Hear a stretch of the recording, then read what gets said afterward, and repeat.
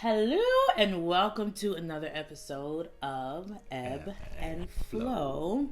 This is vlog number 5B. We are talking about marriage. Last week we dealt with 5 things to know before you get married. Now we're talking about 5 myths of marriage. So let's jump right into it. Myth number... To work at marriage, romance come naturally. This is a big myth that most people carry into marriage because of the fluidity of romance when it comes to relationships and dating someone. So we automatically think that once you come into marriage, once you guys get married, there will be a continuity of that. That is wrong. You have to be intentional. You have to be purposeful when it comes to romance. You have to actually schedule your mind to be intentional and purposeful about certain things. It's not going to happen naturally. To me, I feel like it's like a seed. You put a seed in the ground and it's a natural seed, but it does need work. You know, you have to water it. You know, it will need sunlight. Although its natural process is to blossom, right? Its natural process is to become a tree or become a flower, whatever the case may be. However, it needs work. It needs to be watered. It needs sunlight for it to be what it naturally, it's supposed to produce. Because let's be real, when you're dating a person, there's a little extra effort that you put in a lot of extra effort. You know what I'm saying? The baby I miss you text, baby I just want to remind you that I love you text. You know what I'm saying? Facebook, social media is a big thing. So, and then you get married and you get comfortable and it's like, well, I have a person, I'm married to you. So that stuff is not at the forefront of your mind. Now at the forefront of your mind is rent. Correct. Rent and, and children come along, Pampers and stuff. So like my husband said, that's where the being intentional and literally scheduling things comes in, because now we're together, we're married, we're committed, and there are other things that take the forefront. However, that is where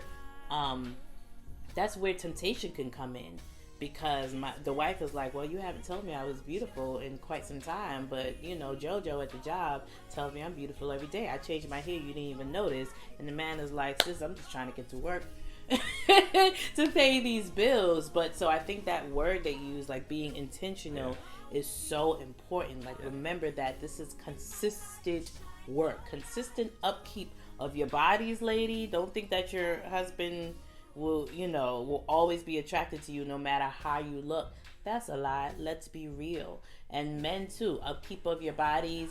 What are you wearing? Keep that lingerie up, right? Keep the text coming, especially for women. We think that it all lands on the man, but tell him he's the greatest. Tell him how dope he is, how fly he is, how sexy he is, blah, blah, blah.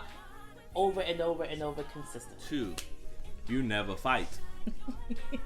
You never fight, because once again, coming from point number 1, if everything comes naturally, then you never have to fight. I remember sometimes you're dating someone or you're in a relationship with someone and there's this comical thought that goes through your head and you're like, man, she's perfect.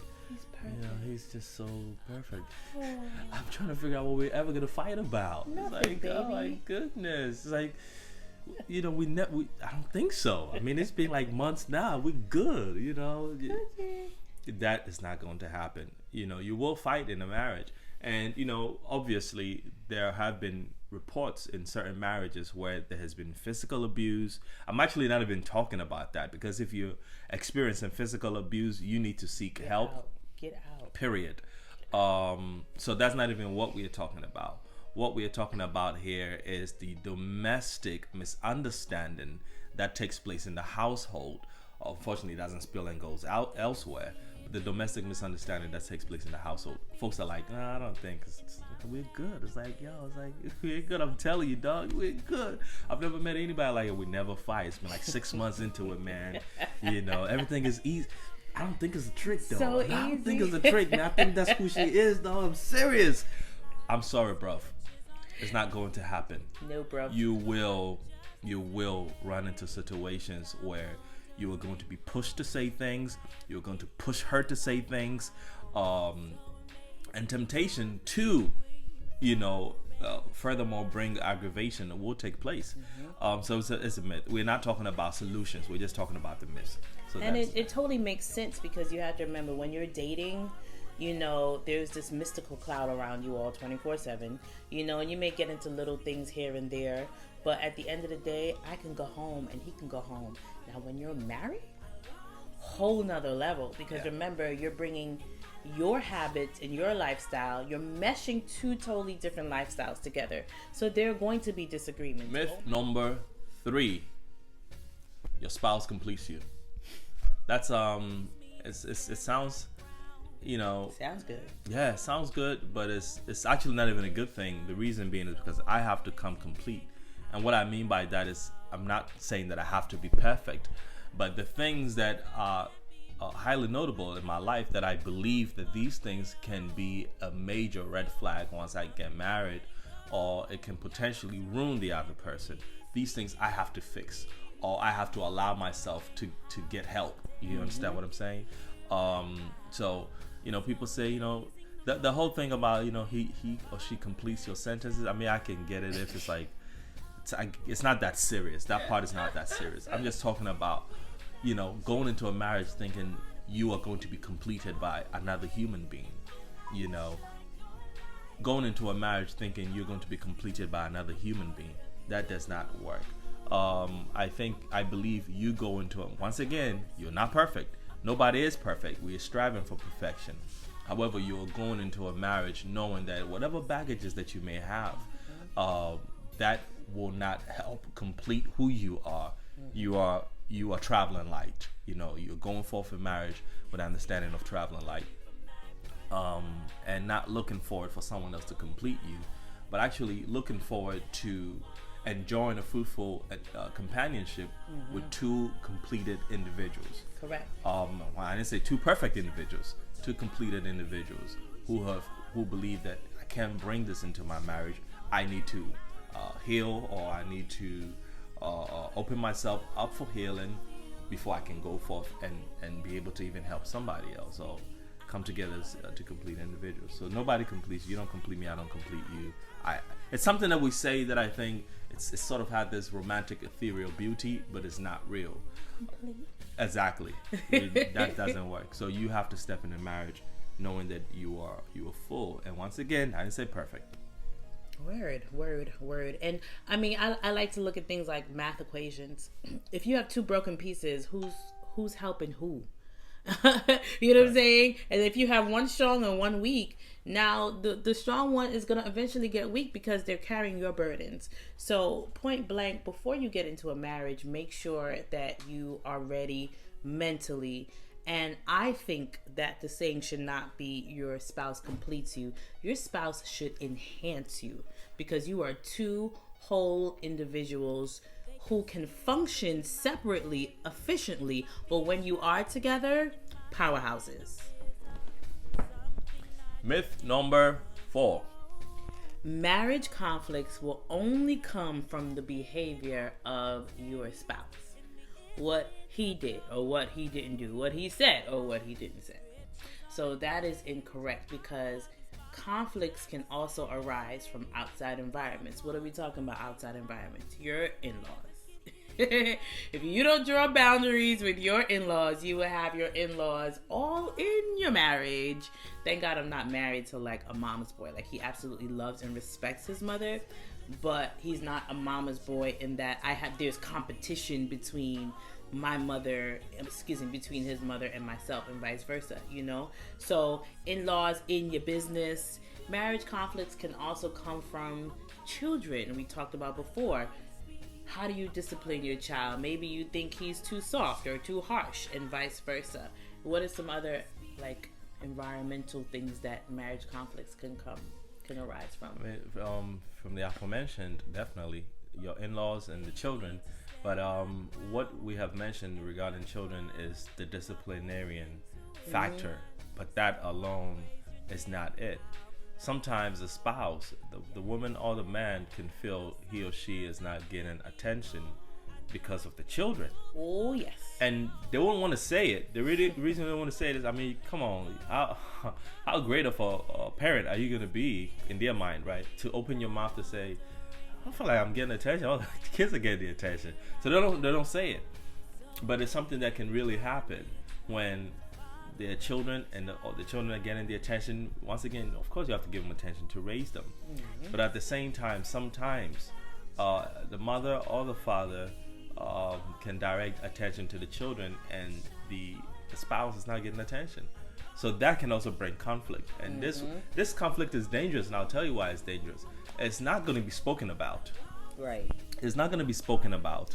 The reason being is because, once again, who wants to open their mouth and say, "Hey, stop paying attention to our children"? You know, so that's why it can be dangerous. And children too are. I will find a word for children, and I'll speak on it later on. It's like it's innocent. However, they can be brutal with their innocence. It's so innocent for them to jump in your bed. It's so innocent for them to interrupt your conversation that you're trying to have with your husband or have with your wife. However, they are brutal at it, and if you're not careful, what's going to happen is, once again, that can also be a conflict. Once again, this conflict is never going to be talked about unless, you have opened up, you've been open up about it with your spouse, and that's a different thing. But yeah, in-laws is definitely, as my wife mentioned, it can be an issue. It can really be an issue. We do have this saying in my country. It says, if you're going into a marriage, it's transliteration. It's a translation, so therefore it kind of loses its meaning. But bear with me here. If you're going into a marriage, ask. Say entry. If you're going into a marriage, ask. And all what that means is, like, do your due diligence. I mean, ask about what family she's from. Try and figure out, Crazy or not. Well, yeah, that too, really. And figure out the relationship that she has with her own family, the relationship that he has with his own family, and know if there's some sort of any toxins there, and how it's not going to, I'm not going to say how it's not going to spill into your marriage, but see how you guys can resolve that too, because if you don't resolve that, that's going to be an ongoing issue. So what's the point again? Marriage conflicts will only come from the behavior of your spouse. We didn't mention friends. Yeah. The friends Speak aspect. on friends one. So thank God I don't have this problem, but I do know marriages where friends are all in your business, and the wife would rather talk to her girlfriend about the husband as opposed to coming to the husband and saying, this is the problem that I have with you, and vice versa. Maybe the man is like, I'm gonna go out with my boys and I'm just gonna talk to them and vent. And I'm not saying anything is wrong with venting to a one trusted friend. But if you are talking to your friends more than your spouse, then that is a problem. If you are letting your friend's opinion get into your marriage, then that is a problem. So there should be no outside factors getting into your marriage that will cause a conflict. Point blank, period. Number 5. Marriage will solve all of your problems. Listen, if you have problems, please solve them on your own. I feel like people think that marriage is this void filler. And it's not a void filler. Maybe you have daddy issues. Like there's so many things that I can think about, especially when it comes to like loneliness. I'm lonely, so let me just go and get a companion. And then you wonder why you're in this marriage and you still feel lonely because it was just a void filler. It wasn't really the answer to your problems. That is a great point. That is a really, really a great point. Thank you. I mean, speaking from so pretty much, would you say this is pertaining to women or pertaining to both? Oh, women? Definitely both. I mean, I can speak from a woman's point of view. Easier, obviously, but definitely both. We had also talked about the problem of, the problem that you would get from your peers or your family regarding pressure, regarding you not getting married, and your junior brother, your junior sister, they've been married for years with children, and you're still trying to figure out who your next girlfriend is going to be, or who your next boyfriend is going to be. So that can be that can cause a problem too. So sometimes you're like, you know what? Because of the pressure, I'm gonna go ahead and get married. And you got me. Do you know somebody asked me at my father's funeral? I think I was 28. I think I was 28 when he died. And they were like, "You're not married yet?" I'm like, "No." Oh, Wow. it's okay. Really? Ma'am, we are at my father's funeral. Yeah, that's crazy. And my mind was on music always, so That's crazy. But yeah, Absolutely. culture. Absolutely. And I think I also did a video on this, so I'm not gonna speak too much on that. For people, marriage can what's that point about the lust? Yeah, that some people, they have lust problems. And they think marriage will fix it. Thank you. And they think marriage will fix it. No, you have to fix that area before you get married. And I think the title of the video was something in regards to pornography. If you're a porn addict, should you get married? No, you need to fix that area before you think about marriage. So marriage will not solve your lust issues. It will not. You know, if you were that way before you got married, you will continue to be that way after marriage and during marriage. So yeah, these are the 5 myths of marriage. A recap? Number 1, you don't have to work at it. Romance will always be alive and just come naturally. No. Number 2, you'll never fight. Number 3, your spouse completes you. Hollywood. And number 4, marriage conflicts will only come from the behavior of your spouse and nowhere else. And last but not least, marriage will fix all of your problems. Well, thank you for checking out Ebb and Flow. Share it, like it, talk about it, make noise about it. Share it with your marriage friends too. Yeah. Not just those who are single, but share it with your marriage friends, because you know, you may be married, but these things may not necessarily be something that will take your fancy. All right, thank you so much. Tune in next week to another episode of Ebb and Flow.